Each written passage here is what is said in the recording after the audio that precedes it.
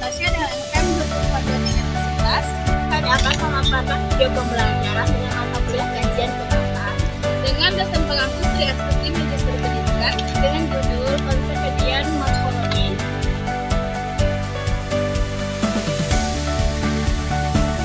Pengertian morfologi secara etimologi, kata morfologi berasal dari kata morf yang berarti bentuk dan setologi yang berarti ilmu.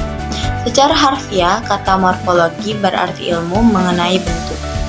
Di dalam kajian linguistik, morfologi berarti cabang ilmu bahasa yang seluk-beluk bentuk kata dan perubahannya serta dampak dari perubahan itu terhadap arti atau makna dan kelas kata.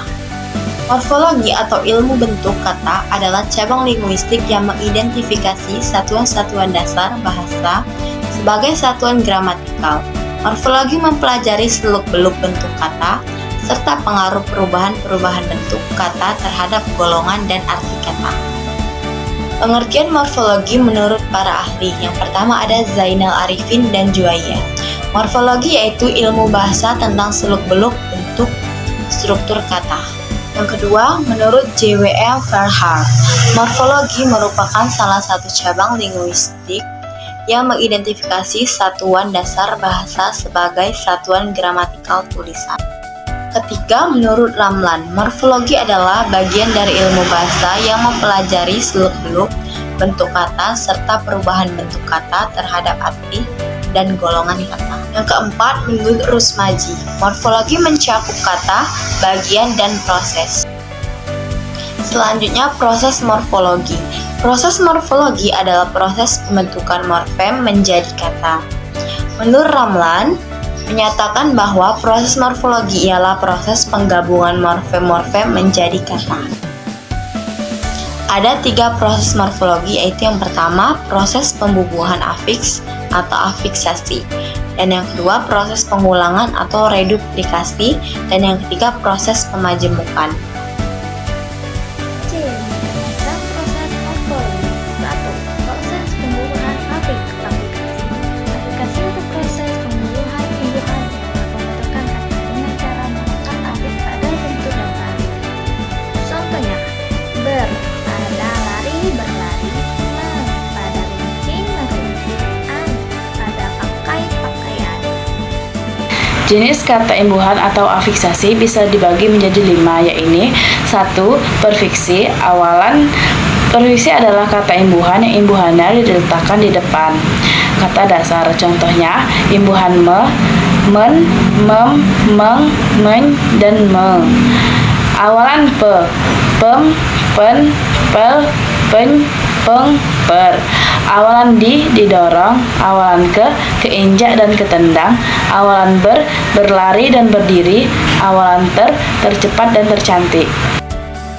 2. Infiks sisipan. Infiks adalah kata imbuhan yang diletakkan di bagian tengah dari kata dasar.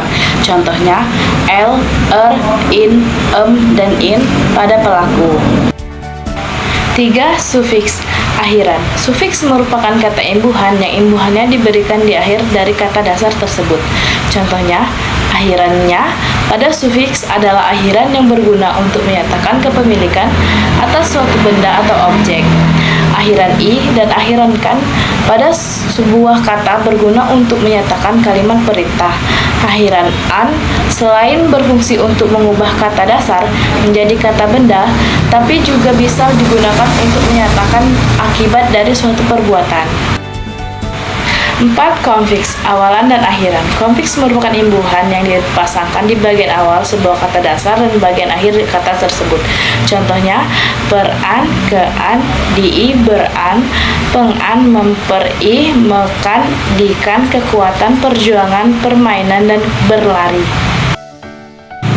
Yang terakhir, simulfiks. Simulfiks adalah kata imbuhan yang peletakannya ada di awal maupun di akhir sebuah kata sehingga disebut sebagai imbuhan gabung.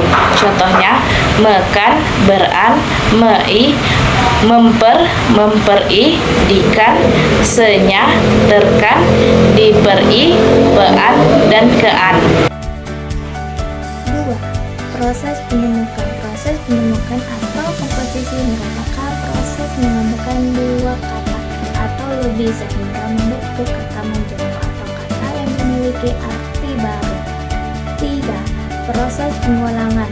Reduplikasi merupakan proses pembentukan kata ulang